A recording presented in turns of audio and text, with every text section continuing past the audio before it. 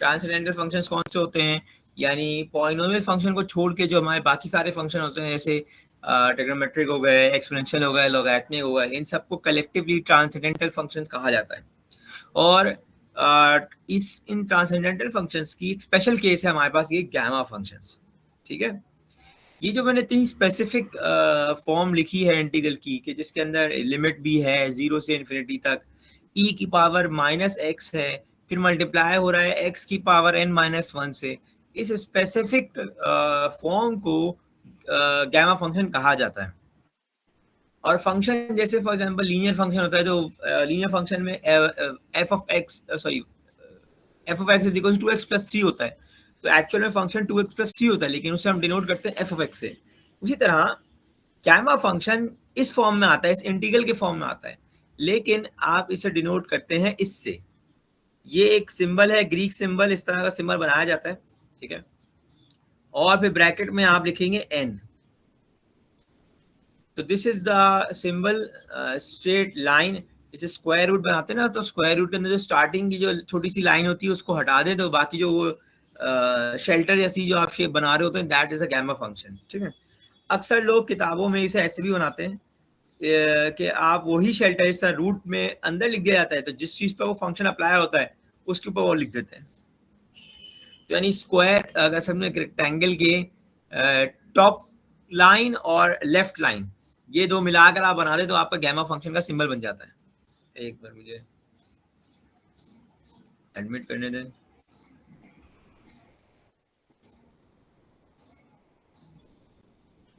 Right,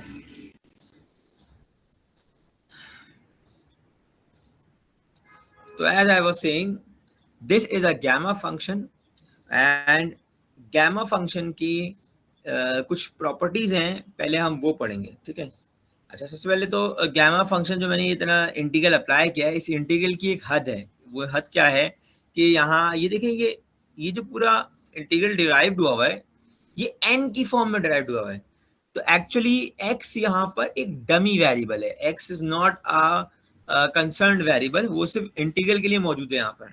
ठीक है, तो n जो है वो है फंक्शन का वेरिएबल, यानी n की हम वैल्यूज पुट करें तो हमें डिफरेंट डिफरेंट इंटीग्रल की वैल्यूज मिलेंगी। ठीक है, यानी गामा फंक्शन किसके डिफाइंड है, n के लिए डिफाइंड है, नॉट फॉर x। एक चीज तो आपको ये समझनी होगी। ठीक है, दूसरा, अब ये इंटीग्रल काम करता है फॉर n ग्रेटर देन 0। इस इंटीग्रल में n ग्रेटर देन 0 के लिए ही काम किया जा सकता है, उससे कम के लिए फिर ये डिराइव नहीं हो सकता, या इतना कॉम्प्लेक्स हो जाता है कि हम उसे एग्जैक्ट नहीं डिराइव कर पाते, हमें फिर एनालिटिकल न्यूमेरिकल टूल्स की तरफ जाना पड़ता है।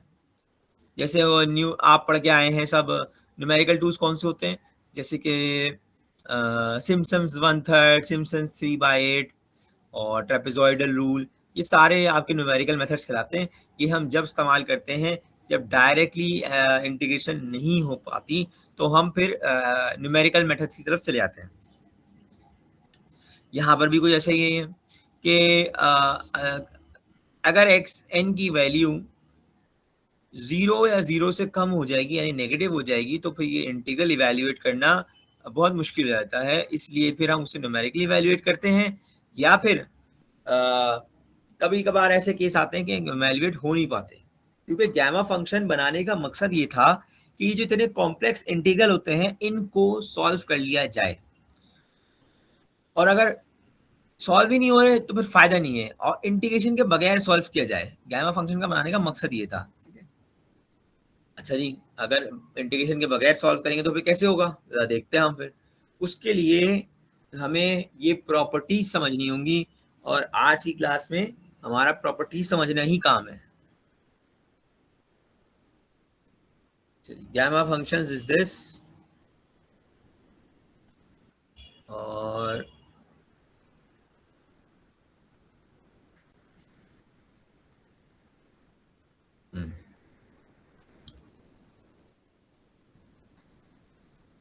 यहां तक क्लियर है students, gamma function? Okay, good है, very good very good. Thank you so much, अपना इनपुट देते रहें ताकि मुझे अंदाज़ा रहे कि हम जिस फ्लो में जा रहे हैं वो सही है। ठीक है, वेरी गुड। ऑलराइट, अब हम पढ़ेंगे इसकी important properties.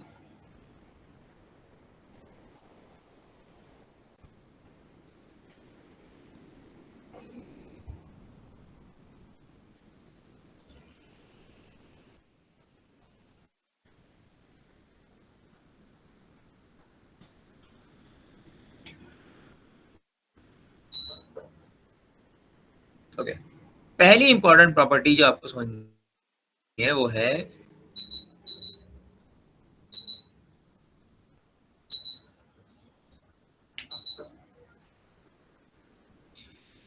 Gamma of 1 is equals to 1। Gamma of 1 is equals to 1 का मतलब है कि मतलब इस इंटीग्रल में जब n की जगह 1 रखा गया था और इसको वैल्यूएट किया गया तो उसका आंसर 1 आया। और ये इतनी कोई रॉकेट साइंस नहीं है, इसको आप करके भी देख सकते हैं, क्योंकि जब 1 जो है ना बहुत सिंपल है कैलकुलेशन, तो उससे इतना मसला आएगा नहीं। ठीक है, ये बात समझ में आती है। तो ये वैसे ही है कि हमने एक वैल्यू इवेल्युएट करके देख ली, ठीक है, और उससे वो 1 आ रही है, तो gamma of 1 is equal to 1। Technically कहा जाए तो ये पहली वैल्यू है, क्योंकि एन जो है वो जीरो से ऊपर पे ये फॉर्मूला जीरो से ऊपर के लिए डिराइव्ड है ना, तो जीरो से ऊपर जो हम वैल्यू जाते हैं तो वो 1 आ जाती है हमारे पास। एक और वैल्यू हम देखेंगे अभी 1 से छोटी, लेकिन ये एक हमने वैल्यू इवेल्युएट कर ली कि पहली प्रॉपर्टी हो गई। तो जब भी गैमा 1 आएगा, गैमा 1 का अप्लाई करेंगे तो वो आंसर 1 होता है हमेशा। ठीक है, दूसरा जो हमने इवेल्युएट किया, वो हमने इवेल्युएट किया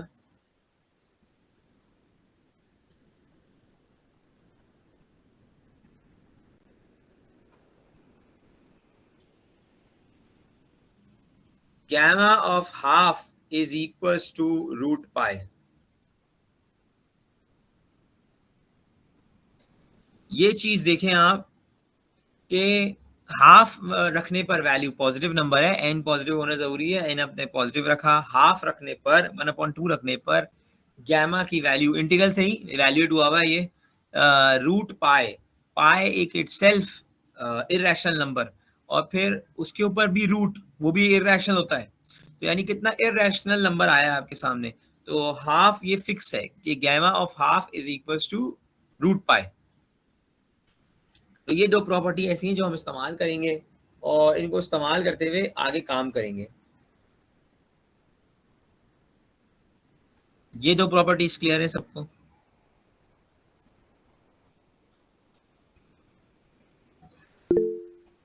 okay, so gamma of 1 is 1 and gamma of half is root pi. अब आगे पढ़ते हैं और अगली प्रॉपर्टी थोड़ी सी इंटरेस्टिंग है और ये मजा आएगा इसमें करने में। Third property is gamma of n plus 1 is equals to n multiplied by gamma of n। Gamma, मैं दोबारा रिपीट कर रहा हूँ property, gamma of n plus 1, यानी एक वैल्यू ज्यादा का गैमा फंक्शन निकालें तो वो बराबर होता है n, यानी जो वैल्यू है, multiplied by gamma of n, यानी उस वैल्यू का गैमा। तो यानी हम गैमा ऑफ n प्लस 1 निकाल रहे थे, यानी नेक्स्ट वैल्यू निकाल रहे थे, उसके लिए हमें प्रीवियस वैल्यू चाहिए। तो काइंड ऑफ लाइक ये रिकर्सिव रिकर्जन होगा, यानी अगली वैल्यू पे जाने के लिए आप पिछली वैल्यू आपको दरकार है।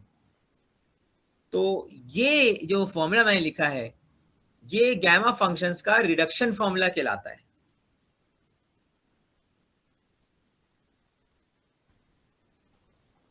रिडक्शन हम पढ़ के आए हैं, रिडक्शन क्या होता है? रिडक्शन जिसमें पिछली वैल्यू को इस्तेमाल किया जाए या छोटी वैल्यू को इस्तेमाल किया जाए और आगे बढ़ा जाए, उसे हम रिडक्शन फॉर्मूला कहते हैं। इन्हें रिकर्जन फॉर्मूलाज भी कहा जाता है, लेकिन रिडक्शन मैं इसलिए इस्तेमाल कर रहा हूँ क्योंकि ये भी आप पढ़ के आए टॉपिक, तो आपको पता है कि हाँ रिडक्शन फॉर्मूला क्या होता है। छोटी वैल्यूज से निकाल के आप बड़ी वैल्यूज की तरफ जाते हैं, यानी पिछली वैल्यूज से अगली वैल्यूज की तरफ जाते हैं। ये फॉर्मूला ही वैसा ही है, गैमा की पिछली वैल्यू इस्तेमाल करते हुए आप गैमा की अगली वैल्यू निकालेंगे। ठीक है, थोड़ा सा हम रिडक्शन फॉर्मूलाज को डिस्कस करते हैं। एक मिनट,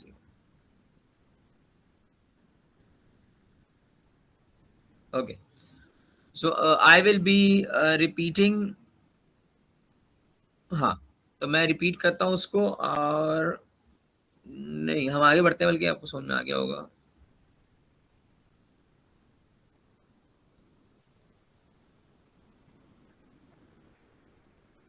ओके.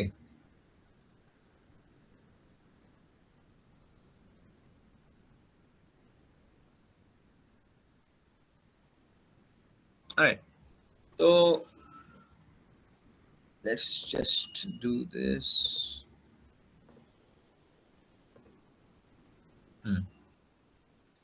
इस प्रॉपर्टी को थोड़ा सा मैं और एक्सप्लेन करूंगा, रिडक्शन फॉर्मूला को, ताकि आगे हम कर सके काम और आपको क्लियर हो कि मैं क्या बात कर रहा हूँ.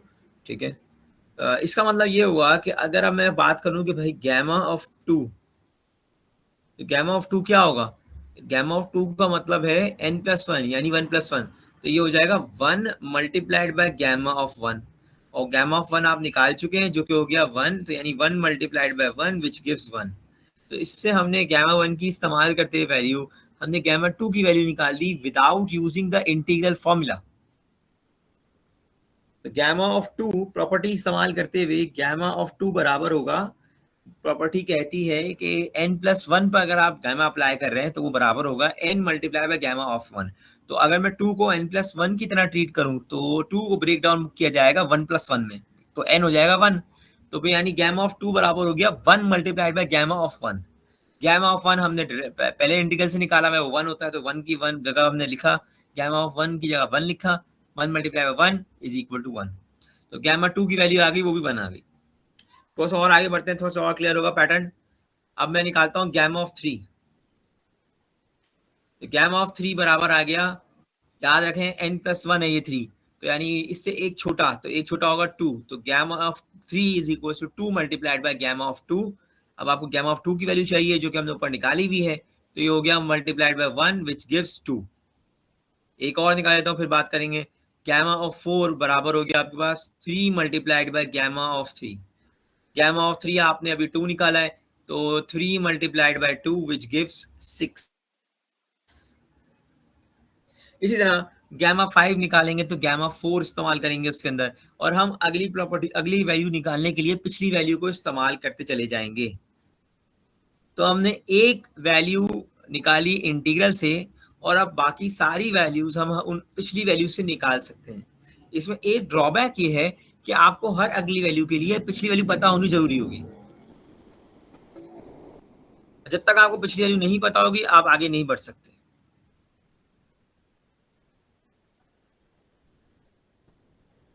ये बात समझ में आती है?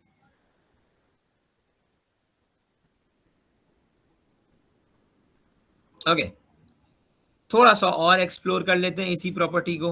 अभी मैंने ये रियल उस पर एक्सप्लोर की है, इंटीजर के ऊपर, फ्रैक्शन पे भी काम कर लेते हैं. तो जरा गौर करें, हमने वन अपॉइंट टू के लिए तो डिफाइन कर दिया था, वन अपॉइंट टू से अगला फ्रैक्शन क्या होगा, और हमने हर डेसिमल के लिए डिफाइन करनी जरूरी नहीं है ये, हमें कुछ फिक्स के लिए चाहिए होता है. तो हम पॉइंट फाइव के इंटरवल चलते हैं या रेगुलर वन के इंटरवल चलते हैं. तो यानी वन अपॉइंट टू के बाद अगला जो वन का इंटरवल होगा वो होगा आपका हाफ के बाद अगला आता है 1.5 या 3/2. तो जरा गौर करें, 3/2 हम कैसे निकालेंगे? गैमा 3/2. तो प्रॉपर्टी के मुताबिक 3/2 किसको प्लस वन करके आता है? तो ये आता है आपका 1.5 या सॉरी 0.5 या 1/2 से. तो n प्लस वन अगर मैं इसे मानता हूं तो गैमा 3/2 को मैं लिखूंगा 1/2 plus one, which is n becomes the half. ये मैं इसलिए करके दिखा रहा हूँ ताकि आपको क्लियर हो कि हम यहाँ क्या कर रहे थे. वहां तो नंबर आसान थे इसलिए मैं डायरेक्ट कर दिया, यहाँ पर आपको थोड़ा सा समझना पड़ेगा, दिमाग लगाना पड़ेगा. तो n प्लस वन बराबर होगा n यानी half multiplied by gamma of half. अब इसके लिए आपको गैमा हाफ की वैल्यू चाहिए, जो कि आपने डिराइव की हुई है इंटीग्रल से, वो होता है रूट पाई. तो आपने ये कर दिया 1/2 into gamma half which is root pi. तो ये मल्टीप्लाई हो गया रूट पाई से, और ये इसकी वैल्यू आ गई हाफ रूट पाई. ये आ गया gamma 3/2 half root pi.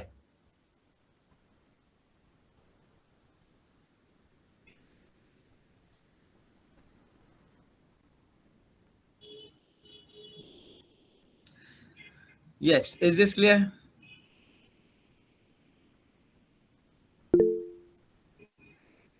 Okay, moving on. उसी तरह एक दो में और आपको समझा देता हूँ कि अगर फॉर एग्जांपल गैमा 5/2 निकालें, क्योंकि 3/2 का अगला स्टेप होगा 5/2, तो लेट्स गो फॉर गैमा 5/2।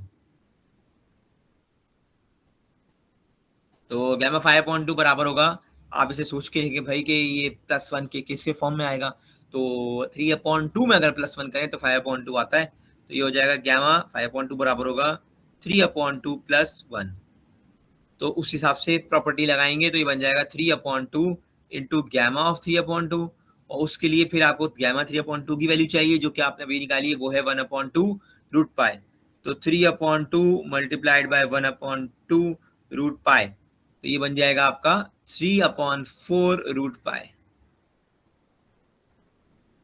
इस तरह से गैमा फंक्शन निकाले जाते हैं, और बेसिक जो हमारा काम है वो चलता रहता है, यानी पिछली वैल्यूज को इस्तेमाल करते हुए अगली वैल्यूज इस्तेमाल निकाली चली जाती हैं, और ये प्रॉपर्टी इस्तेमाल करने की वजह से हमें इंटीग्रल इस्तेमाल करने की जरूरत नहीं पड़ती खासन। ठीक है, तो गैमा फंक्शन एक स्पेशल केस को रिप्रेजेंट कर रहा था, लेकिन ये प्रॉपर्टी डिराइव करके, और ये प्रॉपर्टी भी डिराइव्ड है इससे, फॉर्मूले इसी फॉर्मूले से डिराइव्ड है, तो इसके डेरिवेशन में हम वक्त को सर्फ नहीं कर रहे क्योंकि ये आपके उसका कोर्स का हिस्सा नहीं है, तो इसलिए मैंने डेरिवेशन स्किप कर दी है। मैं डायरेक्ट इस प्रॉपर्टी के एप्लीकेशन में बात कर रहा हूँ कि जब मुझे नंबर मिल जाए तो हम कैसे इसको अप्लाई करेंगे। ठीक है, अच्छा आओ एक और प्रॉपर्टी हम जरा डिस्कस करते हैं।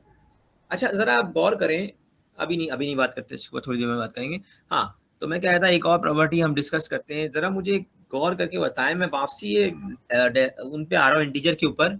गैमा 4 मैंने निकाला, गैमा 5 में निकालता हूँ। गैमा 5 बराबर होगा 4 multiplied by gamma of 4 is equal to, gamma 4 आपने निकाला ऊपर 6, तो 4 मल्टीप्लाई बाय 6 गिव्स 24। ये जो वैल्यू सामने आ रही है, इसको देखकर कोई फंक्शन याद आता है आप सबको? किसी को कोई याद आ रहा है फंक्शन? यस, बिल्कुल सही, फैक्टोरियल बन रहा है। तो इससे हमें सामने पता चलता है क्यों, क्योंकि जब मैं गैमा 5 निकालता हूँ तो वो बराबर है 5 मल्टीप्लाई बाय गैमा 4, तो और गैमा 4 बराबर होगा 4 multiply by gamma 3, gamma 3 multiply होगा 3 मल्टीप्लाई बाय गैमा 2, और इस तरह सिलसिला चलता चले आएगा। तो ये जो हम पैटर्न देखते हैं मल्टीप्लिकेशन का और डिक्रीजिंग नंबर्स के अंदर, ये फैक्टोरियल में आता है। तो यानी gamma functions are link to factorial notation, या फैक्टोरियल के फंक्शन से भी, इसको फंक्शन तो नहीं है वो, बहरहाल फैक्टोरियल के टूल से हम इसको रिलेट कर सकते हैं, और हमें एक काम की चीज मिल गई।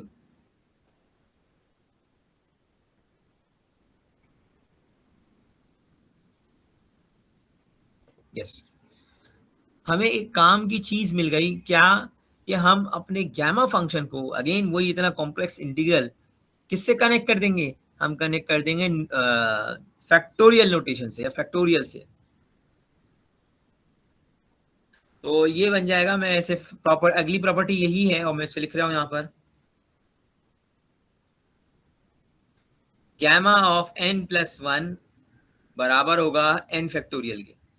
इसी को अगर आप लिखना चाहें तो ऐसे भी लिख सकते हैं कि गैमा ऑफ n बराबर होगा n माइनस 1 फैक्टोरियल के। एक ही बात है, बस आपने जहन में रखना है जिसका गैमा निकाल लें उससे एक का कम आपने, एक वैल्यू कम आपने फैक्टोरियल निकाल सकते हैं।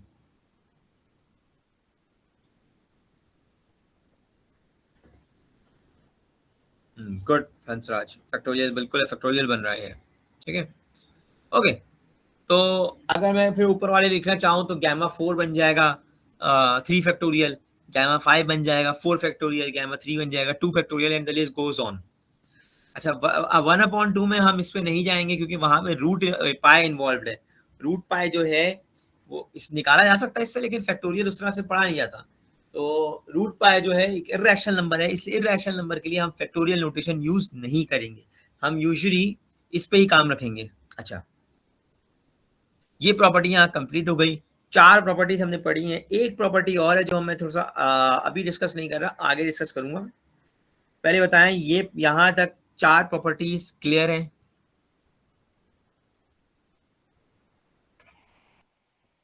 Thank you, good good.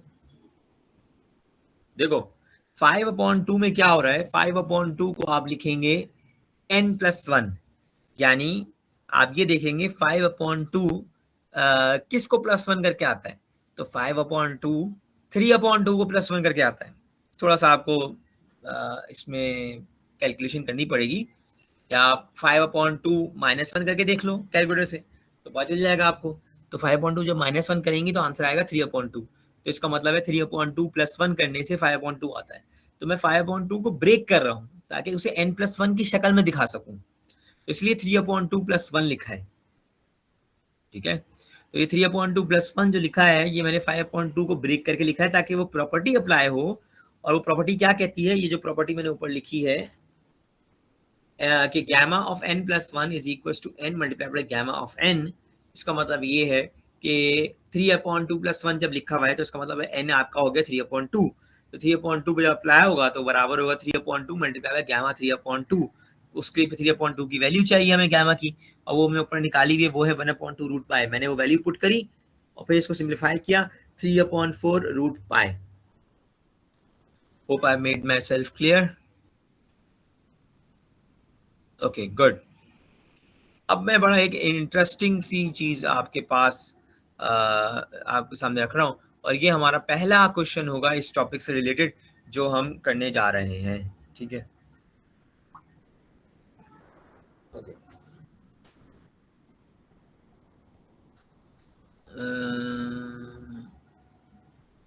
नहीं, फैक्टोरियल जो है, अगेन मैंने अभी रिपीट करा कि देखो ये फैक्टोरियल का मसला है, और दूसरा एक मसला ये है मोहम्मद अल्हा, दूसरा मसला ये है कि जब आपने 1/2 निकाला था, यानी आपने पॉइंट का निकाला, तो आपको वहाँ पे वो आ गया, रूट फैक्टोरियल आ गया, रूट पाया गया,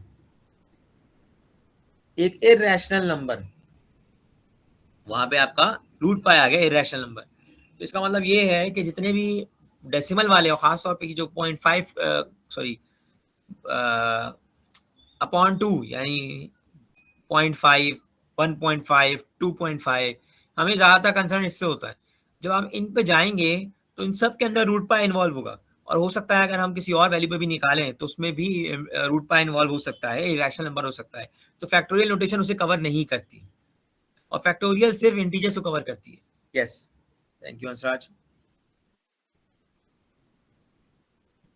just give me a minute, मैं एक लिंक भेज दूं।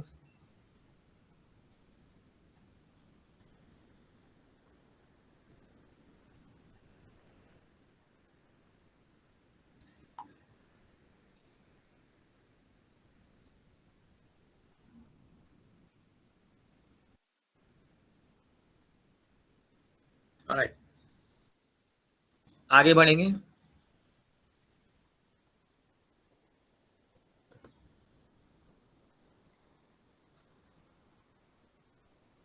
ओके, गैमा ऑफ एन, हाँ ये सारी प्रॉपर्टीज हमने डिस्कस कर ली थी। अब मैं पहला सवाल लिखने जा रहा हूँ कि हम किस तरह का सवाल करेंगे। ये जो पहले वाले सवाल है थोड़े से इजी है रिलेटिवली, इनको आप वार्म अप सवाल समझे। Question number 1, evaluate gamma of -1/2। मुझे गैमा फंक्शन निकालना है -1/2 का। अब जरा नेगेटिव पे बात कर लेते हैं, क्योंकि ऊपर का जो मैंने इंटीग्रल इस्तेमाल किया था, जो मैंने इंटीग्रल लिखा था, मैंने जो ये इंटीग्रल यहाँ लिखा है, ये मैंने आपको कहा था कि ये n is equal to n greater than 0 के लिए ही डिफाइंड है ये ग्रेट इंटीग्रल। तो यानी नेगेटिव नंबर इस पे काम नहीं कर सकते, इवन 0 पे काम नहीं कर सकते। आप इसमें 0 पुट करें फंक्शन के अंदर n की जगह, तो आपका इन्फिनिटी आ जाएगा आंसर। ठीक है, इसलिए 0 पे डिफाइंड नहीं है, 0 पे ये इंटीग्रल हम लोग काम नहीं कर सकते। उसी तरह नेगेटिव इंटीग्रल काम नहीं करता, या फिर कॉम्प्लेक्स हो जाता है इतना कि उसे इवेल्युएट नहीं किया जा सकता, फिर हम न्यूमेरिकल मेथड की तरफ चले जाते हैं। बहरहाल, तो ये -1/2 कैसे निकालें? तो हमने -1/2 के लिए क्या किया, हम अगर आइडेंटिटी इस्तेमाल करें तो हमारे पास एक चीज बन रही है। क्या बन रही है, सर समझते हैं इसको। सॉल्यूशन इवेल्युएट करना है गैमा ऑफ -1/2।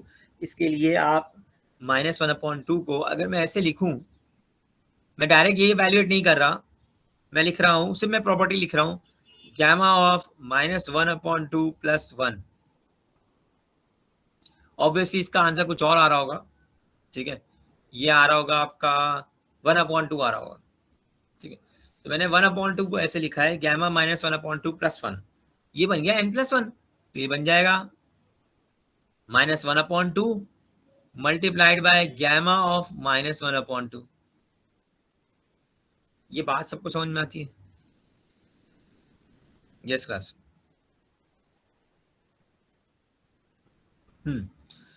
तो मैंने अभी सिर्फ उस प्रॉपर्टी को इस्तेमाल करते हुए गैमा -1/2। जी बेटा हंसराज, नहीं हंसराज नहीं, शुएब, यस शुएब, क्या समझ में नहीं आया बेटा लिखो। नहीं नहीं, हमने खुद से ऐड नहीं किया, हम क्या कर रहे हैं, -1/2 बेसिकली। अच्छा चलो ऐसे समझ लो, एक मिनट।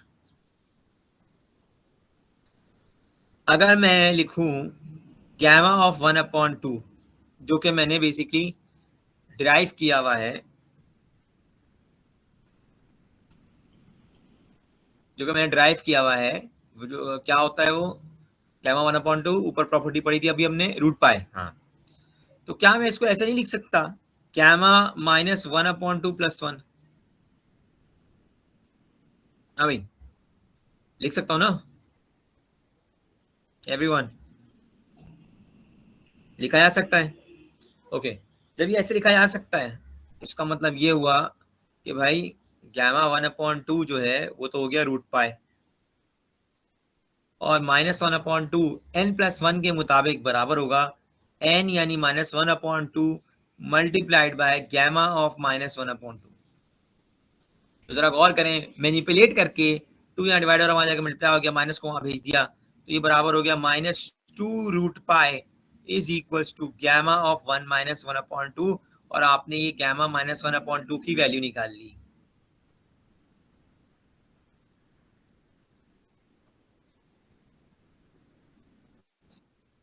यानी हमने इंटीग्रल से नेगेटिव नंबर की वैल्यू नहीं निकाल सकते, लेकिन रिडक्शन फॉर्मूले से या रिकर्सिव फॉर्मूले से आपने negative gamma function, negative value की भी गैमा फंक्शन निकाल लिया कि अगर नेगेटिव वैल्यू पुट होगी तो उसका गैमा क्या होगा। ठीक है, तो ये हमें एडवांटेज मिलता है रिडक्शन फॉर्मूला से कि हम नेगेटिव को भी काम कर सकते हैं। अब आप सोचेंगे सर अगर हम इस पे -1 का निकालना चाहें, तो जरा गौर करो -1 में क्या होगा, गैमा ऑफ -1 में -1 को आप कैसे लिखेंगे, 0+1 करके लिखना पड़ता है ना, नहीं, -2+1, n+1 अगर लिखेंगे -1 को, तो गैमा -1 ये होगा, गैमा -2+1, तो इसके हिसाब से प्रॉपर्टी अप्लाई होगी -2 मल्टीप्लाइड बाय गैमा ऑफ -2, तो ये तो आएगा ही नहीं। क्यों? हमारे पास गैमा ऑफ -2 नहीं है, और -2 कहाँ से आएगा, उसके लिए गैमा ऑफ -2 3 की वैल्यू चाहिए। तो ये हर नेगेटिव नंबर को हम इवेल्युएट नहीं कर सकते, ये हमने 1/2 को इस्तेमाल करते हुए -1/2 को निकाला है, और अब -1/2 निकाल लिया तो गैमा आगे बढ़ना चाहें तो भी हम काम कर सकते हैं। मिसाल के तौर पर अगर मैं लिखूं, ये सवाल का हिस्सा नहीं है लेकिन मैं समझा रहा हूं, गैमा ऑफ -3/2, तो -3/2 क्या होता है, गैमा ऑफ -1/2 प्लस 1, नहीं ये तो नहीं होता। क्या होता है, किसको +1 करके -3/2 आता है,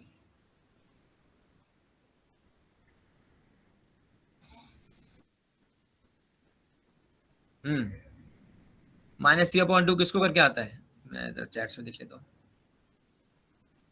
ओके, 5/2, वेरी गुड, तो मैं इसे लिखूंगा गैमा -5/2 प्लस 1, ताकि ये -3/2 बन जाए, तो उस लिहाज से n क्या होगा आपका,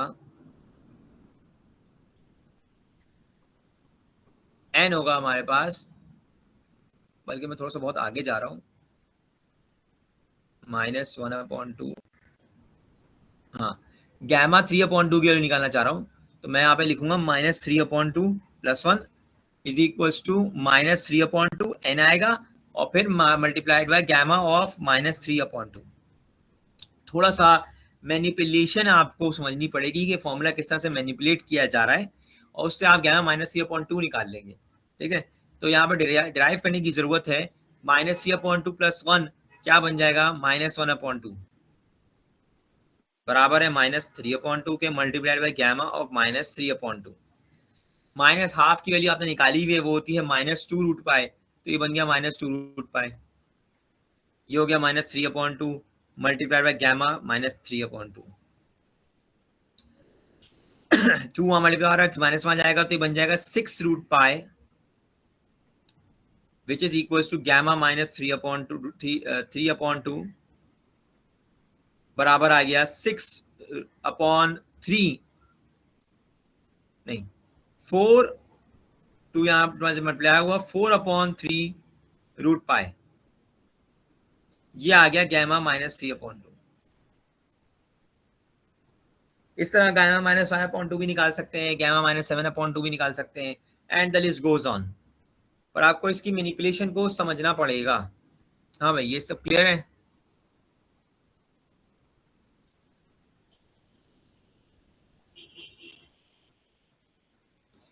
अच्छा जी, आगे बढ़ते हैं। अब थोड़ा सा हम ऐसे उसकी तरफ जाते हैं, सवाल की तरफ जो हमारे पास पेपर में रेलेवेंट है, ठीक है। ये सारा ये वाला तो था, ये तो एमसीक्यूज की मतलब पता है, इतना आसान है, इसमें तो कोई मसला था ही नहीं। इससे हम एक प्रॉपर्टी अप्लाई कर रहे थे, दैट्स इट। अब हम आगे बढ़ेंगे, हम जाएंगे कहाँ पर, थोड़ा सा मुश्किल सवाल करने की तरफ, जो कि हमारे पास फॉर एग्जांपल इस तरह का भी सवाल दे सकते हैं, लेकिन बहरहाल ये बहुत छोटा हो जाएगा, ये महज 1 मार्क 2 मार्क के लिए बन सकता है। हम आगे बढ़ेंगे। अब जो असल हमारे सवाल है, जो हमारा असल हदफ है, उसको करना है। What is the question? Let us see that.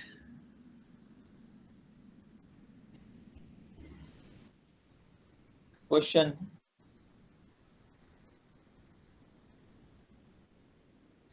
0 till infinity. Evaluate 0 till infinity. Radical of x with index 4 multiplied by e to the power -√x dot dx. अभी देखिए कितना कॉम्प्लेक्स इंटीग्रल है, और देख के लग रहा है कि इसे हमें कैसे करना पड़ेगा, ये तो इंटीग्रेशन बाय पार्ट्स लगाना पड़ेगा, पर उसमें भी आसान नहीं रहेगा, ठीक है। मैं दोबारा रिपीट कर देता हूँ, integral limits are 0 to infinity, x पे रेडिकल लगा हुआ है, उस रेडिकल का इंडेक्स है 4 मल्टीप्लाइड बाय e की पावर -√x डॉट dx। एक कॉम्प्लेक्स इंटीग्रल है और उसको इवैल्यूएट करने के लिए आपको ठीक ठाक मेहनत करनी पड़ेगी, लेकिन क्योंकि 0 से इन्फिनिटी जा रहा है, तो आपको पता है कि ये अगर हम गैमा फंक्शन की फॉर्म बना लें तो उसको हम फैक्टोरियल में कन्वर्ट कर सकते हैं, या उसके आइडेंटिटी अप्लाई करके, उसकी फॉर्मूलाज अप्लाई करके, प्रॉपर्टीज अप्लाई करके हम इसको इवैल्यूएट कर सकते हैं। तो यहाँ पे आपका पर्पस ये होगा, ये प्रिंसिपल इन सवालों का ये है कि आपने अपने सवाल को गैमा फंक्शन को के करीब लेके जाना है, या गैमा फंक्शन बनाना है, ताकि उस पर आप गैमा फंक्शन की के नोटेशन अप्लाई करके उसके ऊपर उसकी प्रॉपर्टीज अप्लाई करें। गौर करें, उमैर आफ्ताब, हाँ जी। तो ऐसा वो सेइंग कि हम इसे करीब लेके जाएंगे जो वो इंटीग्रल वाली शक्ल थी गैमा फंक्शन की, उसके। तो यानी वो क्या थी, जरा मैं यहाँ लिख लेता हूँ दोबारा ताकि आप लोग को याद हो जाए। वो थी 0 टू इन्फिनिटी e की power -t multiplied by x की x की पावर n-1 डॉट dx। ये थी गैमा फंक्शन की फॉर्म, और हमारे सवाल की फॉर्म आपके सामने है। जरा रिलेट करें क्या क्या चीजें बदलने की जरूरत है। तो सबसे पहले जीरो इन्फिनिटी तो लिमिट्स मिल रही हैं हमें, ठीक है। मैं एक मिनट जरा,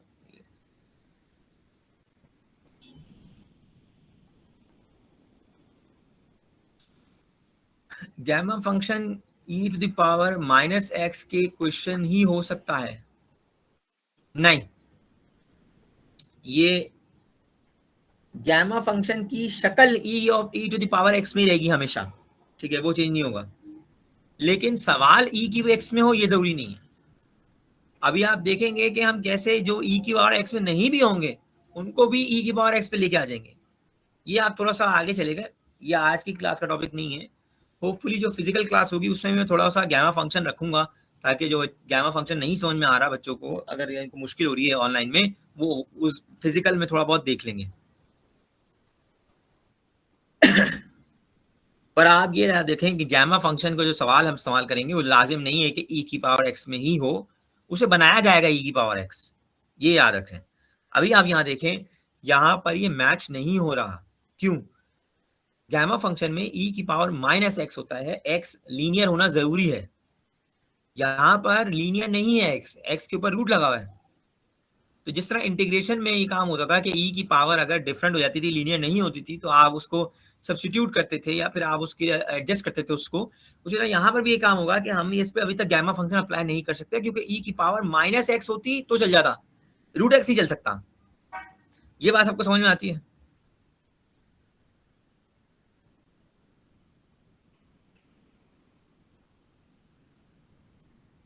ओके, तो हम काम करेंगे अब इसके ऊपर, और इस काम को कैसे करेंगे हमें आता है क्या, एक बार रुकिएगा जरा। हम यहाँ पे करेंगे सब्स्टिट्यूशन। तो यहाँ आप करेंगे लेट जो ई की पावर है जिसे आपने खत्म करना है, वेरिएबल सिंगल वेरिएबल बनाना है, उसको आप टी मान लें। और याद रखें माइनस के बगैर, क्यों? माइनस तो हमें चाहिए, माइनस सही है, ठीक है, हमारे पास ई के ऊपर माइनस होना जरूरी है, तो माइनस के साथ जो है उसको आप सपोज कर लें। तो let t is equal to root x. अब सब्स्टिट्यूशन का रूल है कि अगर आप कोई भी इंटीग्रल में कोई भी एक वेरिएबल सब्स्टिट्यूट करते हैं, तो वही वेरिएबल जितना भी मौजूद है सबको सब्स्टिट्यूट करना जरूरी है। तो यानी अब मैं x को हटा चुका हूं, मैं t ला चुका हूं, तो मुझे सब सारे एक्सिस को एड्रेस करना पड़ेगा, सबको हटा के t बनाना पड़ेगा। यानी e की पावर माइनस टी तो ठीक है, अभी जो x के ऊपर रेडिकल 4 था, इंडेक्स 4 था, वो भी हटाना पड़ेगा, उसके अंदर जो x है उसको भी एड्रेस करना पड़ेगा, जो dx है उसको भी एड्रेस करना पड़ेगा। तो इसके लिए हम क्या करते हैं, इसका डेरिवेटिव निकालते हैं। तो t is equal to root x है, इसका मैं डेरिवेटिव निकालता हूँ, ये हो जाएगा dt upon dx। Root x का डेरिवेटिव आप सब वाकिफ हैं, 1/2 रूट एक्स। ये मैं फिर उसको शो नहीं कर रहा, एक्स की पावर हाफ बनाया, उसको फिर इंडिकेट किया, 1/2 नीचे आया, और फिर एक्स की पावर हाफ को हम नीचे ले गए, तो ये -1/2 था, प्लस 1/2 बन गया, वापस रूट पे कन्वर्ट कर दिया, यू गेट दैट, ठीक है। अब हम 2 रूट एक्स को वहां भेजते हैं, तो ये हो गया आपके पास 2 root x d t is equal to d x. Now 2 root x d x, अब रूट एक्स तो चल नहीं सकता टी के साथ, तो रूट एक्स आप ऊपर देखें, आप टी बोल चुके हैं, यानी ये चीज देखें, ये सब्स्टिट्यूशन यहाँ भी काम आएगी। तो ये हो जाएगा आपके पास 2t dt is equal to d x, क्योंकि रूट एक्स तो नहीं जा सकता, 2t dt is equal to d x. D x भी एड्रेस हो गया, अब हमें x को एड्रेस करना है, तो इसके लिए हम t is equal to root X को इस्तेमाल करते हैं। तो ये हो जाएगा आपके पास T square is equal to X, squaring on both side, तो टी स्क्वायर बराबर हो गया एक्स के। इस तरह एक्स भी एड्रेस हो गया, सारी चीजें एड्रेस हो चुकी हैं। अच्छा, अब आप क्या रह गया एड्रेस करने को? हाँ भाई, हमने सारी चीजें एक्स की जगह टी में कन्वर्ट कर चुके हैं, अब क्या सब्स्टिट्यूट करना रह गया है? क्या कोई चीज रह गई है?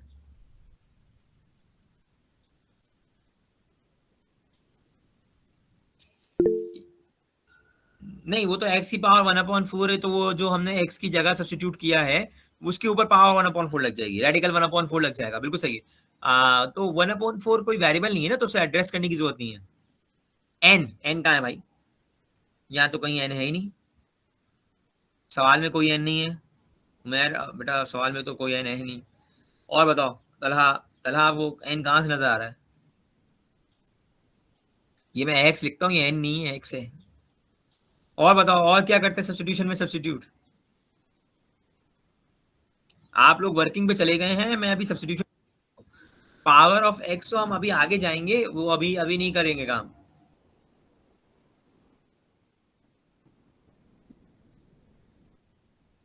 नहीं नहीं नहीं, आप लोग चले गए काम वर्किंग पे चले गए। मैं बात कर रहा हूं यहाँ पर लिमिट्स की। जब आप सब्स्टिट्यूशन करते हैं तो आपको लिमिट्स भी सब्स्टिट्यूट करनी होती हैं, अनलेस आपका इरादा हो कि वापसी आप देने वाले हैं इस वेरिएबल को, तो ठीक है, वरना फिर आपको लिमिट्स ही सब्स्टिट्यूट करनी पड़ती हैं। ये बात सबको समझ में आती है ना भाई? ओके। बट जब आपकी लिमिट्स, अब आप इस लेवल पे आ चुके हैं कि मैं आपको इतनी लेवरेज दे सकता हूं कि अगर आपकी लिमिट्स ऐसी हैं कि जो चेंज नहीं होंगी, तो आप लिमिट अगर सब्स्टिट्यूट ना भी करके दिखाएं तो कोई मसला नहीं है।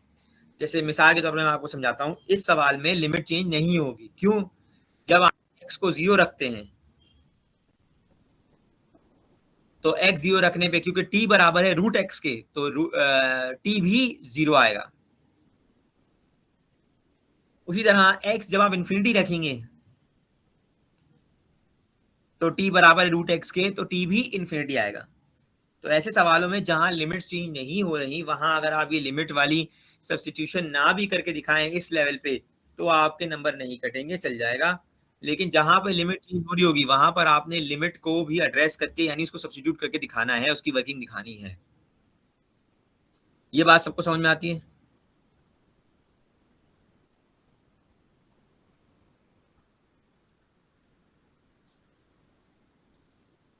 Okay. Yes Talha, Abdullah Talha, sorry, Mohammad Talha. देखो बेटा, लिमिट आपकी 0 से इन्फिनिटी है, एक्स की लिमिट है वो। सब्स्टिट्यूट करने के बाद टी की लिमिट भी 0 टू इन्फिनिटी आई। ठीक है, यानी जब आप लिमिट कैसे वैल्यूएट करते हैं, जो कनेक्शन है टी और रूट एक्स का, t is equal to root x, उसमें आप एक्स की वैल्यू पुट कर दें, तो रूट ऑफ 0 इज 0, तो टी भी 0 आ गया। उसी तरह एक्स की अगर इन्फिनिटी पुट करें तो root of infinity is also infinity, तो टी भी इन्फिनिटी आ गया। तो जो आपने लिमिट टी की वैल्यूएट करी वो भी 0 इन्फिनिटी आई। ये लोअर लिमिट और अपर लिमिट की बात हो रही है, इंटीग्रल पे जो लगी हुई है उनकी बात हो रही है। तो मैं आपसे कह रहा हूं कि मैं आपको इतना लेवरेज दे सकता हूं कि अगर आप ये लिमिट वाली काम नहीं भी शो करें तो चल जाएगा। क्यों? क्योंकि 0 इन्फिनिटी ही 0 इन्फिनिटी रहा, चेंज नहीं हो रहा। हाँ, जिन सवालों में आगे जाएंगे हम और इन सवालों में लिमिट भी चेंज होगी, वहां पे फिर आपको इस तरह से लिमिट भी सब्स्टिट्यूट करके दिखाना जरूरी होगी, यानी लिमिट इवैल्यूएट करना जरूरी होगी। Yes, is this clear?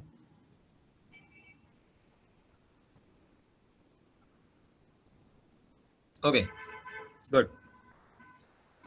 वापसी आते हैं, अब हम सवाल में अपनी जो ये सब्स्टिट्यूशन की है इसको वापसी सब्स्टिट्यूट करेंगे और हमारे पास ये बन जाएगा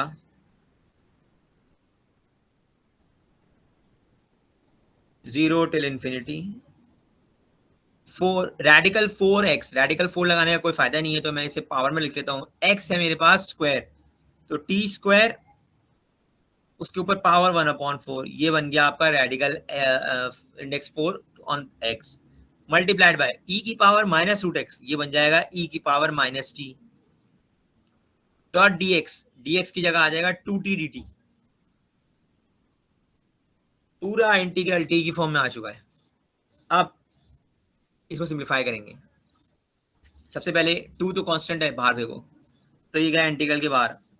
2 इंटीग्रल 0 ऑफ इन्फिनिटी e की पावर माइनस टी को मैं पहले लिख लेता हूँ, ठीक है, आदत है इसलिए। अब बचे टी वाले जितनी भी चीजें, तो जरा गौर करें। एक तो ये स्क्वायर के ऊपर पावर 1/4 लगी है, तो 2 1 2, 2 2 4, तो ये खत्म हो गई, तो ये बन गया टी की पावर 1/2, यानी half.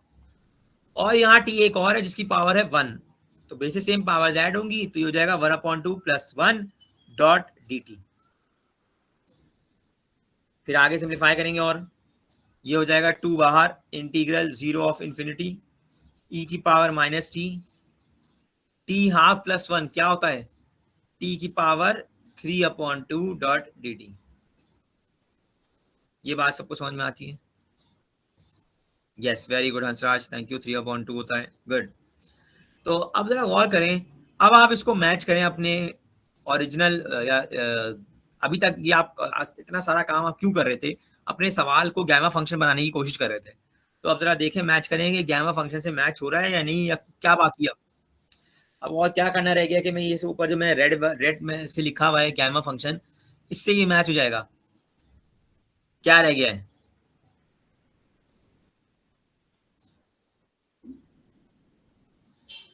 N Hansraj, N missing नहीं है, एन तो हमारे पास आ जाएगा। टी की पावर -1 में होनी चाहिए, मतलब समथिंग -1। अभी टी की पावर 3/2 है। फॉर्मूला कहता है कि जो भी वेरिएबल हो उसकी पावर n-1 होनी चाहिए, यानी समथिंग -1 होनी चाहिए। वो समथिंग n बन जाएगा आपका, तो वो n हमें शो आ जाएगा हमारे पास। तो n की फॉर्म में लिखना जरूरी नहीं है, समथिंग -1 कह रहा हूं मैं उसे। तो अभी t की पावर लिखी हुई है 3/2, तो ये समथिंग -1 क्या हो जाएगा? इसका मतलब किस में से -1 करें तो 3/2 आता है, ये बताएं मुझे जरा। Yes, 5/2 - 1, very good. तो बिल्कुल आप t की पावर जो 3/2 है उसे आप लिखेंगे 5/2 - 1। एक स्टेप और बढ़ेगा, हम इसे बढ़ाते हैं। 2 बाहर 0 से इंफिनिटी e की power -t multiplied by t की पावर 5/2 - 1 डॉट dt। ये स्टेप हमने इसलिए किया ताकि हमारा इंटीग्रल एग्जैक्ट मैच हो जाए जो गैमा फंक्शन की फॉर्म होती है, इंटीग्रल वाली फॉर्म, ठीक है। और ये कर गया है। सिर्फ वेरिएबल हमारा टी है, इससे फर्क नहीं पड़ता, वेरिएबल कुछ भी हो सकता है। मैंने आपको कहा था वो एक डमी वेरिएबल है, डमी वेरिएबल सिर्फ इंटीग्रल के लिए होता है, उसका उससे कोई ताल्लुक नहीं है। आपने आइडेंटिफाई करना है आपका एन क्या है, क्योंकि ये पूरा गैमा फंक्शन जो ये आपका बना है, टू को छोड़कर, टू जो बाहर है उसको छोड़कर, ये वाली चीज इंटीग्रल 0 से इंफिनिटी e की power -t multiply by t की पावर 5/2 - 1 dt। ये पूरी चीज एक गैमा फंक्शन बन चुकी है। इसकी जगह अगले स्टेप में मैं लिख दूंगा गैमा की नोटेशन, तो बन जाएगा 2 multiplied by gamma notation of 5/2। ये मेरा n आया है। तो वेरिएबल के पावर, वेरिएबल के ऊपर जो भी आप -1 करके लिखते हैं वो आपका n बन जाता है। क्योंकि मैंने वेरिएबल के ऊपर लिखा हुआ है 5/2 - 1, तो मेरा n बन गया 5/2। तो इस पूरी चीज को मैंने हटाकर गैमा 5/2 में कन्वर्ट कर दिया, मैंने गैमा नोटेशन में लिख दिया। Yes, is this clear? यहां तक सबको समझ में आती बात?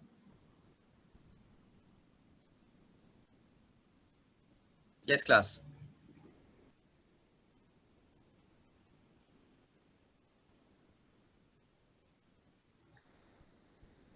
ओके, तो अब गैमा की नोटेशन में लिखने का फायदा क्या है?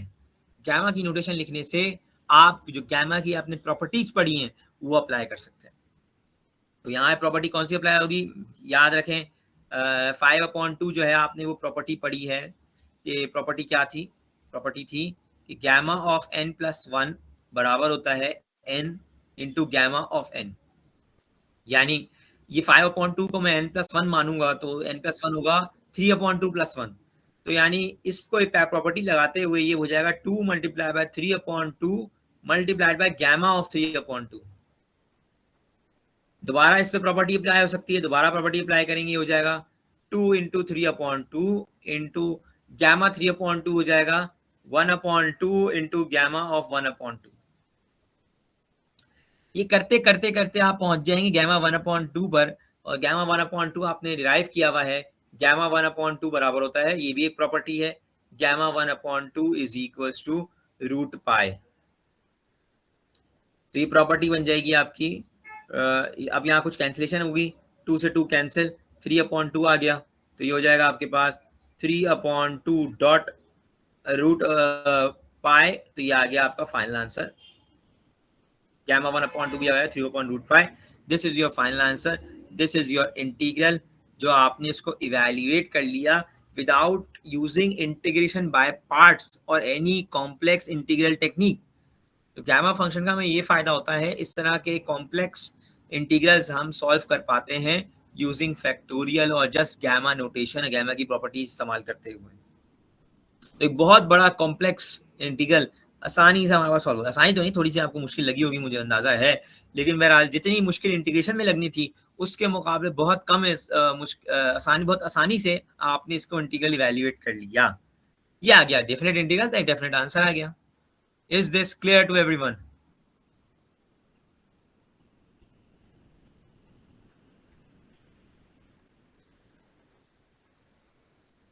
ओके, अब जब इतना समझ में आ रहा है तो एक सवाल आप खुद करेंगे, ठीक है? चलें, ये मैं आपको क्वेश्चन दे रहा हूँ, ये आपने खुद करना है।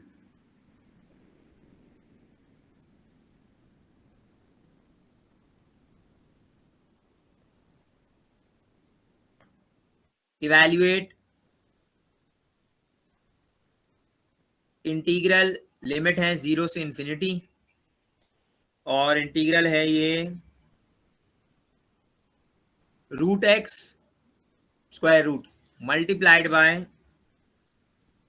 ई की पावर माइनस एक्स के ऊपर भी रूट है, माइनस पावर में एक्स है, उस पर रूट है, और रूट पे ऊपर इंडेक्स है 3 डॉट डी एक्स। ये आपका इंटीग्रल है, इसे इवैल्यूएट करें। वर्किंग आपके सामने है, आप वर्किंग को मुलायजा कर सकते हैं, ठीक है? इसका मैं आंसर भी लिख देता हूं। इसका आंसर आ रहा है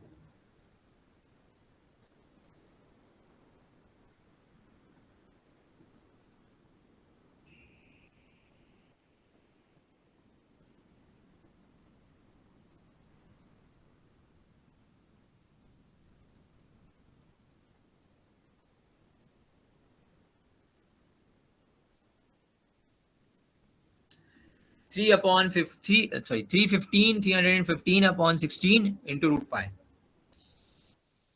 यस, सवाल क्लियर है सबको? करें जरा ये वर्किंग, मैं आपको टाइम दे रहा हूँ, टाइम तो है हमारे पास अभी, करें इसको।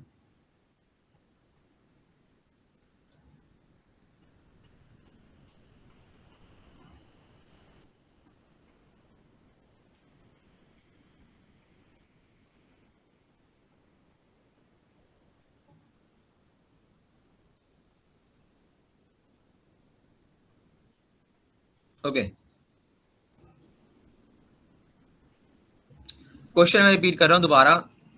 इंटीग्रल लिमिट है 0 से इंफिनिटी, और इंटीग्रल किस पे अप्लाई हुआ है? रूट एक्स यानी square root of X dot multiplied by ई की power minus radical of X, और रेडिकल का इंडेक्स है 3, ठीक है? तो क्यूब रूट यानी क्यूब रूट ऑफ एक्स, तो ई की power minus cube root of X, cube root मेरे जहन में नहीं आता, dx। तो दो चीजें हैं, रूट एक्स मल्टीप्लाइड बाय ई की power minus cube root of x, तो पावर में ही है cube root of x. I hope I have cleared the confusion. Yes बेटा, रूट पर 3 है, क्यूब रूट है। गैमा फंक्शन वापस लिख देते हैं, बिल्कुल सही कह रहे हैं आप। गैमा फंक्शन होता है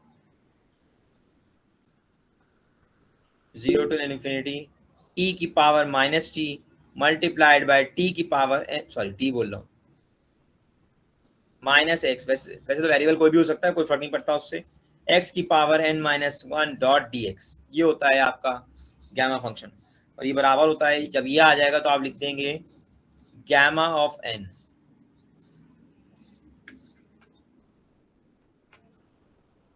चलिए शो करें, मैं ज़रा पानी पी के आ रहा हूँ तक, और 5 मिनट बाद मैं अवेलेबल हूँ वापसी, ठीक है? तो इसको मैं एड्रेस करता हूँ।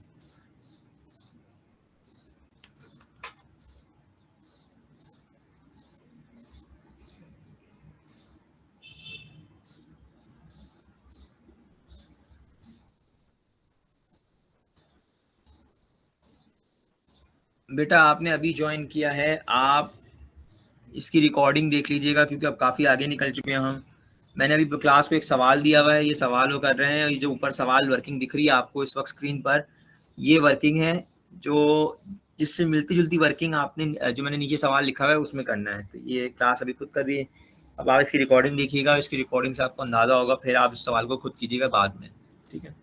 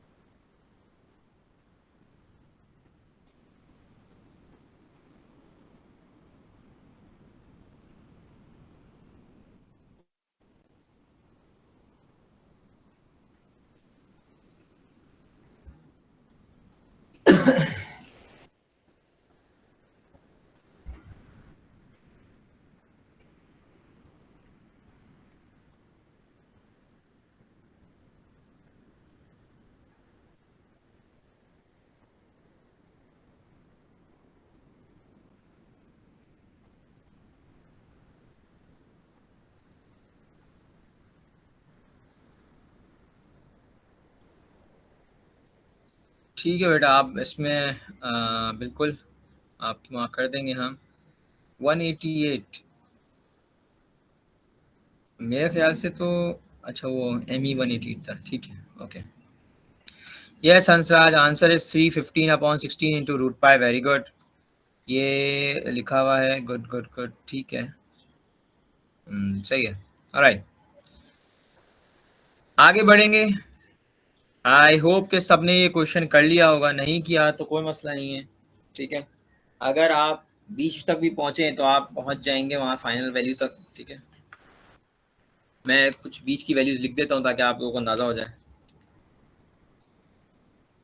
बेटा अभी अटेंडेंस मार्क होगी तो मार्क करेंगे ना, उनकी भी कौन सी मैंने अभी मार्क की है।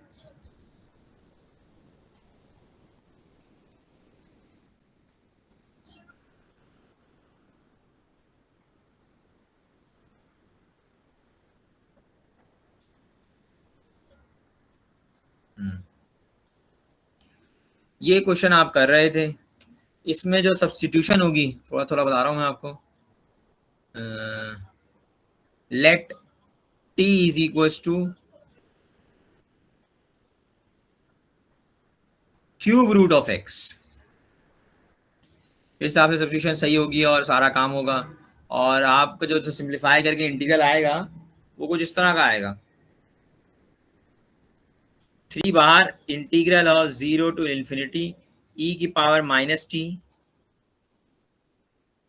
और उसके बाद t की पावर 7/2 डॉट dt। फिर इसे आप लिखेंगे n-1 की फॉर्म में, तो यानी 9/2 की फॉर्म में। तो उस नोटेशन के अंदर ये बन जाएगा 3 गैमा ऑफ 9/2। और फिर 9/2 को आप सिंप्लीफाई करते चले जाएंगे, इससे 7/2, फिर 5/2, फिर 3/2, फिर आखिर में 1/2। तो इन सारी वैल्यू से जब मल्टीप्लाई करेंगे तो फिर आपके पास आएगा 315/16 इंटू रूट पाई।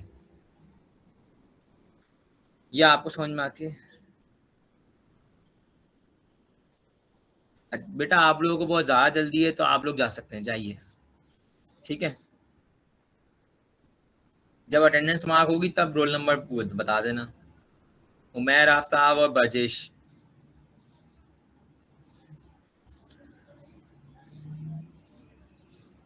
और अगर आप लोग रेगुलर स्टूडेंट हैं तो बेटा आप लोगों की मैं अटेंडेंस मार्क नहीं करूंगा, आपकी क्लास कल थी। F सेक्शन के ना आप लोग, आप दोनों, तो आप बर्जेश और उमैर आफ्ताब, आप दोनों की अटेंडेंस मार्क नहीं होगी क्योंकि आपकी क्लास कल थी।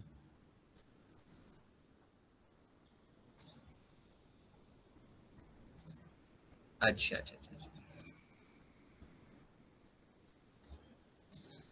ठीक है बेटा, मैं उसमें फिर देख लूंगा, मुझे व्हाट्सएप पे रब्ता कर लेना, मैं देख लूंगा उसमें।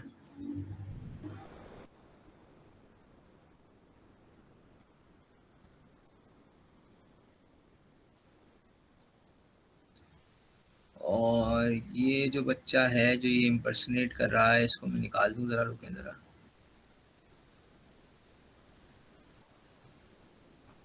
उमैर,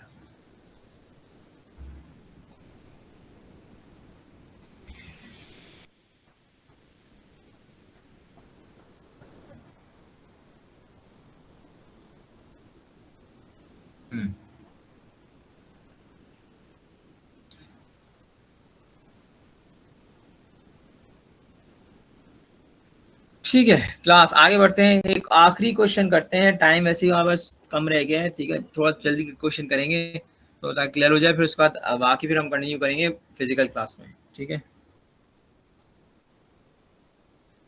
सेम वर्किंग, अभी वही काम कर रहे हैं, जल्दी जल्दी करवा रहा हूँ क्वेश्चन, फिर उसके बाद जल्दी से आगे बढ़ते हैं। क्वेश्चन है हमारे पास, evaluate integral of 0 to infinity x की power n-1 multiplied by e की power -h² x² dot dx। दोबारा रिपीट कर देता हूँ, इंटीग्रल 0 टू इन्फिनिटी x की power n-1 multiplied by e की पावर -h² x²। हमें दिख रहा है कि हाँ इसको बनाया जा सकता है, आपका क्या कहते हैं, क्या पढ़ा रहा हूँ मैं, गैमा फंक्शन। तो हम इसे गैमा फंक्शन बनाने की कोशिश करेंगे और उसके लिए हम सबसे पहला काम करेंगे सब्स्टिट्यूशन। सब्स्टिट्यूशन क्या होगी, let t is equal to h square x square. Minus क्यों नहीं लिया, क्योंकि आपको माइनस चाहिए, तो माइनस को वहीं छोड़ दें। तो ये डेरिवेट करेंगे, ये हो जाएगा D T upon D x बराबर हो जाएगा एक्स स्क्वायर का डेरिवेटिव 2x, तो ये हो जाएगा 2h square x. 2h square x को यहाँ ले आओ तो ये आ गया d t over 2h square x is equal to d x. याद रखें dx ये dt upon 2h square x नहीं जा सकता, x को भी सब्स्टिट्यूट करना पड़ेगा, लेकिन उसके लिए पहले हमें x चाहिए होगा। तो x हम यहाँ से निकाल लेते हैं स्क्वायर रूट करके। तो x स्क्वायर बराबर आ गया आपका t ओवर एच स्क्वायर। मैंने h स्क्वायर को वहां यहाँ मल्टीप्लाई हुआ था, वहां डिवाइड करवा दिया, फिर इसका स्क्वायर रूट ले लिया, तो ये हो गया x बराबर हो गया रूट टी ओवर एच। तो x आ गया रूट टी ओवर एच।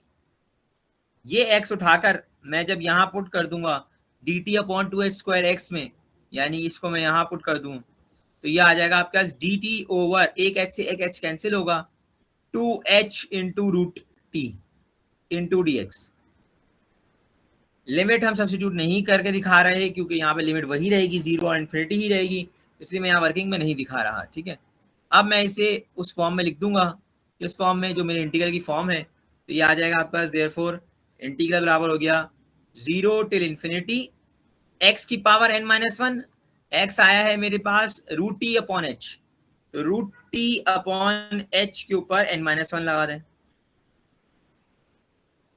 फिर उसके बाद e की पावर माइनस एच स्क्वायर, तो उसको तो हमने t मान लिया था, तो माइनस टी हो गया। फिर उसके बाद dx, तो dx की जगह आ जाएगा dt over 2h root T. अब आपकी बारी है, आपको सिंप्लीफाई करना है। ठीक है, तो सबसे पहले तो जो ये h दिख रहे हैं हमारे पास, इनको थोड़ा सा अलग कर लेते हैं। तो पहले सिंप्लीफाई कर देता हूँ, फिर आपको समझ में आएगा कि हो क्या रहा है यहाँ पर। पहले मैं काम कर रहा हूँ, इंटीग्रल 0 टू इन्फिनिटी अपनी जगह, ये n माइनस 1 दोनों पे लगेगी, ये रूट टी पे भी लगेगा ऊपर न्यूमिनेटर में n माइनस 1, और नीचे h पे भी लगेगा n minus 1, multiplied by e की पावर माइनस टी अपनी जगह अपॉन 2h रूट टी अपनी जगह डॉट डी टी। अब देखें h यहाँ n माइनस 1 पे पावर भी लगी हुई है और h की 1 पावर भी है, तो बेसिस सेम पावर्स ऐड हो जाएंगी और ये बाहर चले जाएगा, और ये हो जाएगा आपके पास 1 अपॉन 2h की पावर n माइनस 1, या n बच जाएगा सिर्फ, ये बाहर आ गया, मल्टीप्लाइड बाय 0 टिल इंफिनिटी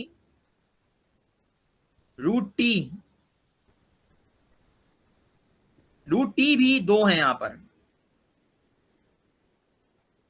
एक रूट टी n माइनस 1 है पावर, और एक रूट टी नीचे डिनोमिनेटर में मौजूद है, तो जिसका अगर बेसिस सेम माने जाए, रेडिकल पावर जो है माइनस होगी, तो ये बन जाएगा रूट टी के ऊपर power n minus 2 multiplied by e की power minus T dot D T. ये बात समझ में आती है, कोई चीज रह गई, क्लियर है?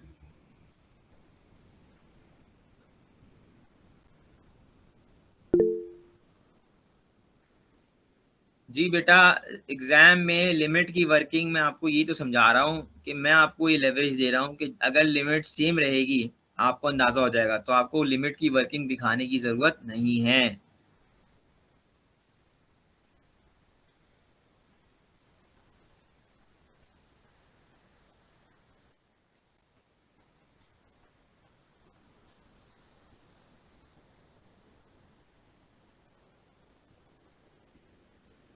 अच्छा, अब आगे बढ़ेंगे हम।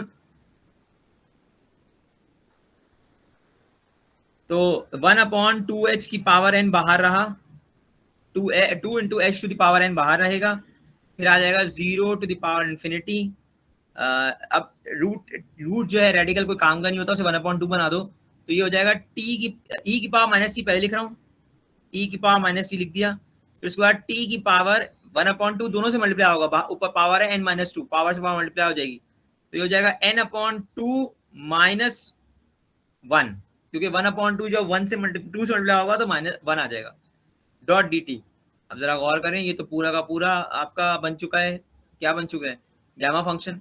तो ये हो जाएगा 1/2h की power n multiplied by gamma of n/2।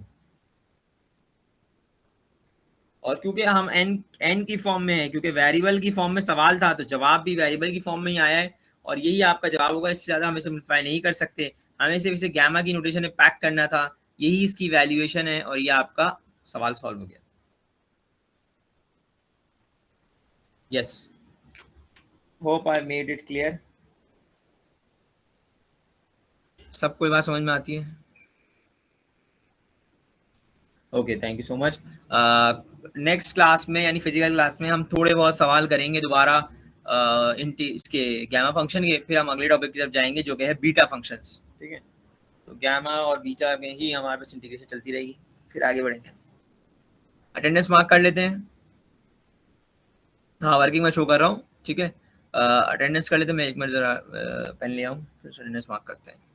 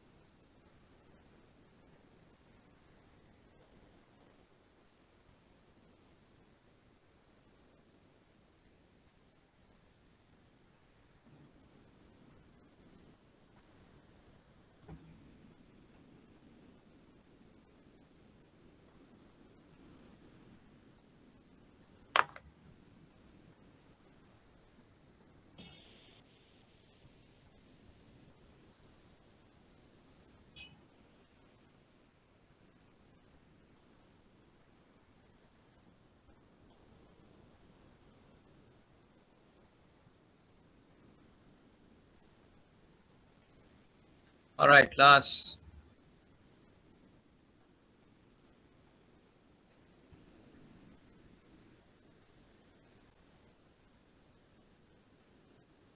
हाँ जी, अटेंडेंस का तरीका आप लोगों को पता है। आप लोगों ने अपना रोल नंबर टाइप करना है, लेकिन सेंड नहीं करना। जब मैं आपका रोल कॉल करूँगा तब आपने इसको सेंड करना है। ठीक है, तो it's going to be a long attendance और बैकलॉग वाले सबसे आखिर में सेंड करेंगे।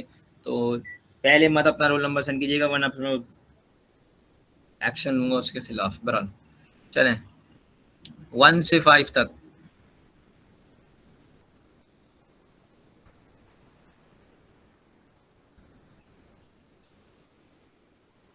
ठीक है, 6 till 10,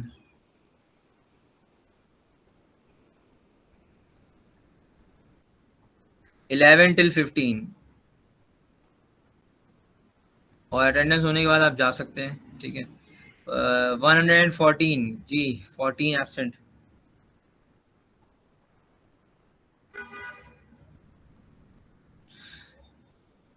बेटा अभी रुक जाओ। 16 से 20, 20 हो गया है। 21 से 25,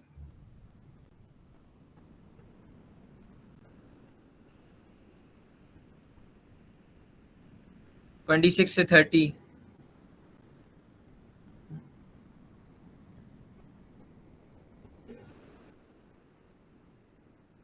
28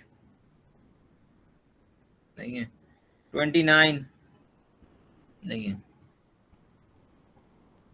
29 है। ठीक है, 28 नहीं है, 31 से 35,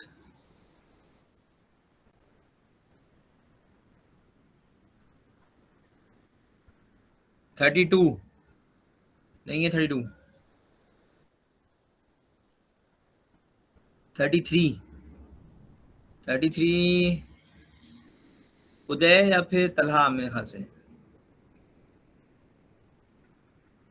प्रेजेंट था बच्चा। चलो सी आर देखिएगा जरा इसको बेटा, अगर आप हैं प्रेजेंट। ओके 32, 32 भी एब्सेंट है, 33 भी एब्सेंट है, 34 भी नहीं है,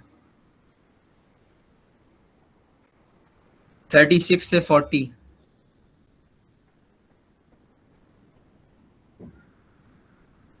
41 से 45,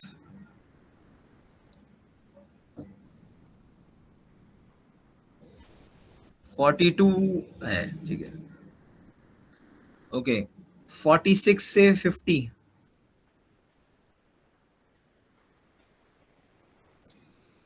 46 नहीं है, 47 है, 48 भी नहीं है, 49 तो है ही नहीं, फिर वैसे 50 भी नहीं है, ठीक है जी। ओके 51 से 55,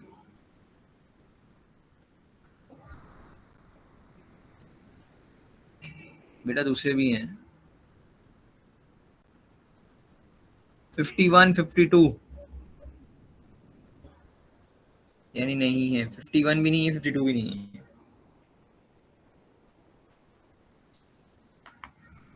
56 से बेटा मास आपको मैं एब्सेंट मार्क कर दूं, अभी बीच में क्यों वो कर रहे हो फिर।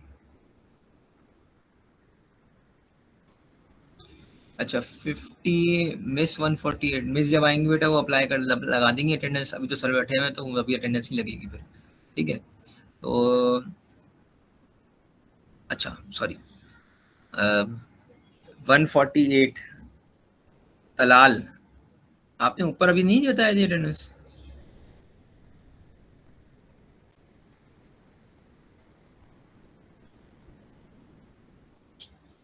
चलो ओके, देयर वाज आई 55 हो गया था, 51 एब्सेंट है, 52 एब्सेंट है, 53, 56 से 60,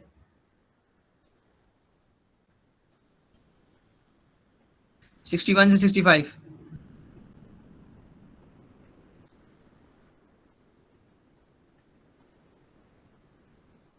66 से 70,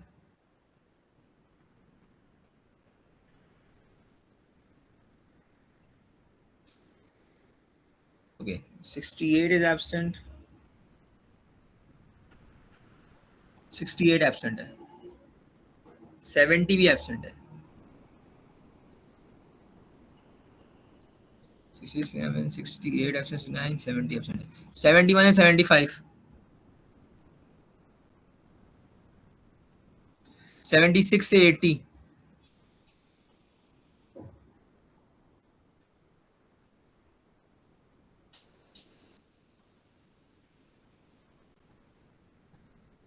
yes 78 and 80,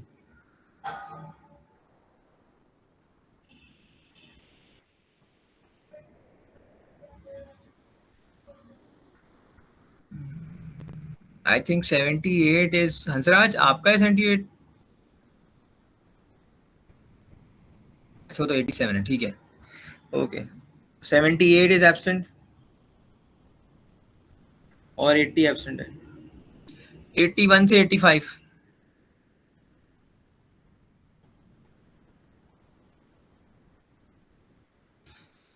82 is absent, 84 is absent,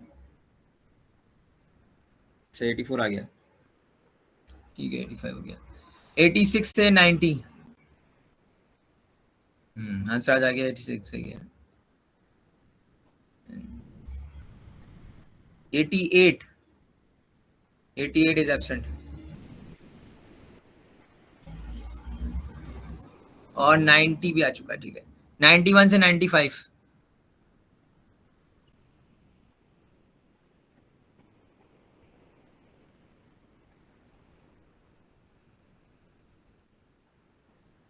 91 is absent,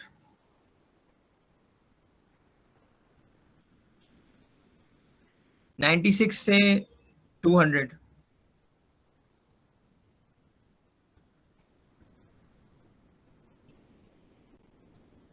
ठीक है, 98 is absent, 99 is absent, 200 is also absent.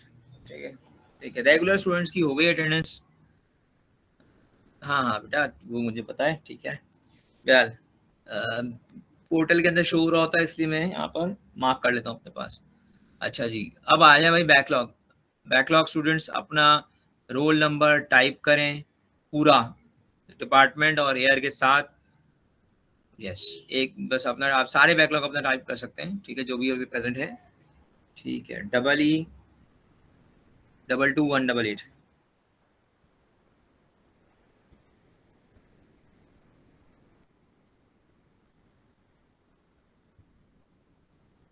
इसके बाद EE 23032